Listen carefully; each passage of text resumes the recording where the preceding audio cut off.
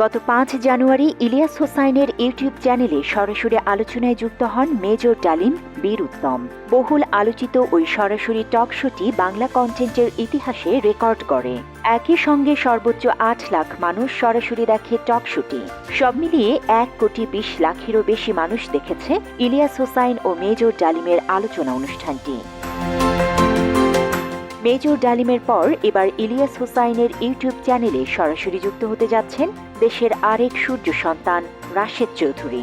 ২৪ জানুয়ারি শুক্রবার রাত ৯টায় শুরু হবে লাইভ টক শোটি। লাইভের আগে এই প্রতিবেদনে জেনে নেওয়া যাক রাশেদ চৌধুরীর আদ্যোপান্ত।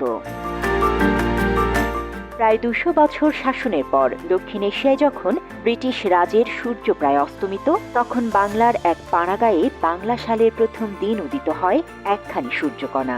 পরবর্তীতে সূর্য সন্তান, নাম রাশেদ চৌধুরী। গ্রাম্য মধ্যবিত্ত পরিবারে তার বাল্যজীবন ততটা সুখের ছিল না। বাল্যকালের চড়াই উতরাই পেরিয়ে ১৯৬৩ সালে দৈবক্রমে যোগ দেন বিমান বাহিনীতে, পরবর্তীতে সেনাবাহিনীতে।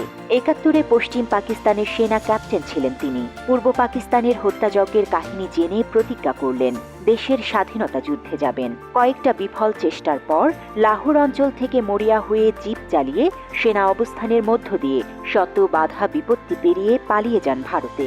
পরে বাংলাদেশের পূর্বাঞ্চলে এসে কর্নেল জিয়াউর রহমানের জেড ফোর্সে একটি গোলন্দাজ বাহিনী তৈরি করে পরম বিক্রমে যুদ্ধ করেন। পেয়েছেন একখানি বীরত্ব খেতাব। স্বাধীনোত্তর বাংলাদেশের সার্বিক অতীব দুর্দশা অবনতি দেখে ৭৫-এর ১৫ই আগস্টের বিপ্লবে যোগ দেন। লোকে বলে জাতিকে উদ্ধারকারী সূর্য সন্তানদের একজন। ৭৬-এ পররাষ্ট্র মন্ত্রণালয়ে স্থানান্তর এবং পরবর্তী ২ দশক বাংলাদেশের বিভিন্ন কূটনৈতিক মিশনে দক্ষতার সঙ্গে দেশ সেবায় নিয়োজিত রেখেছেন নিজেকে। ১৯৯৬ সালে মুজিব কন্যা আওয়ামী লীগের শেখ হাসিনা ক্ষমতায় আসার সঙ্গে সঙ্গে চাকুরি হারান রাশেদ চৌধুরী। এরপর থেকেই বিদেশ প্রবাসী তিনি এবং কঠিন দুর্বিষহ সংগ্রামী জীবন কাটিয়ে চলেছেন। ইতিমধ্যে হাসিনার প্রহসনের বিচারে ফাঁসির হুকুম হয়েছে তার নামে। বিশ্লেষকদের মতে বিচারিক হত্যার শিকার তিনি। ২ দশক পর্যন্ত হাসিনার ক্রমাগত আত্মস্বীকৃত মুজিব খুনির প্রচারে রাশেদ চৌধুরী বাংলাদেশ এবং সর্বত্র হয়ে ওঠেন বিখ্যাত, যদিও ভুল কারণে।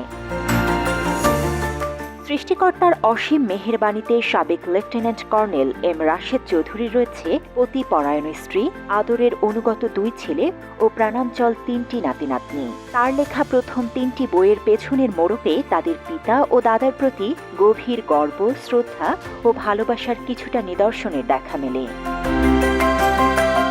বর্তমানে বিভিন্ন ধরনের বই পড়া এবং বাগান পরিচর্যা নিয়ে ব্যস্ত দেশপ্রেমিক রাশেদ চৌধুরী। শুধু বই পড়া না, লেখালেখিতেও বেশ স্বাচ্ছন্দ্য বোধ করেন রাশেদ চৌধুরী। অবসর জীবনে প্রায় ১০টিরও বেশি বই লিখেছেন তিনি। এর মধ্যে village boy to accidental soldier নামে নিজের আত্মজীবনীও লিখেছেন তিনি। এছাড়া ১৯৭৫ সালের ১৫ই আগস্ট নিয়ে ১৯৭৫ আগস্ট বিপ্লবের না বলা কথা শিরোনামেও একটি বই লিখেছেন রাশেদ চৌধুরী। পাশাপাশি আওয়ামী ফ্যাসিবাদ, দেশপ্রেমের বিদ্রোহী পংক্তিমালা, Indian hegemonic design in Bangladesh ও সোলজার ডেপথ সহ আরও বেশ কয়েকটি বই লিখেছেন বীর মুক্তিযোদ্ধা রাশেদ চৌধুরী।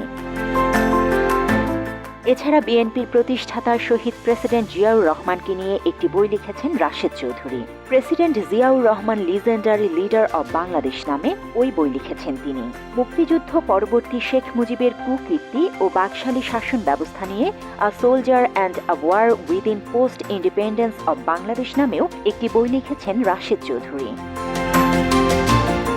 দেশ ও দশের জন্য ভালো কিছু করার বাসনায় অপেক্ষায় রয়েছেন রাশেদ চৌধুরী। মেজর ডালিমের পর ইলিয়াস হোসাইনের ইউটিউব চ্যানেলে সরাসরি আলোচনায় শুনব তার অজানা অনেক গল্প। আলোচনা অনুষ্ঠানটি দেখতে শুক্রবার রাত ৯টায় চোখ রাখুন ইলিয়াস হোসাইনের ইউটিউব চ্যানেলে। আল্লাহ হাফেজ।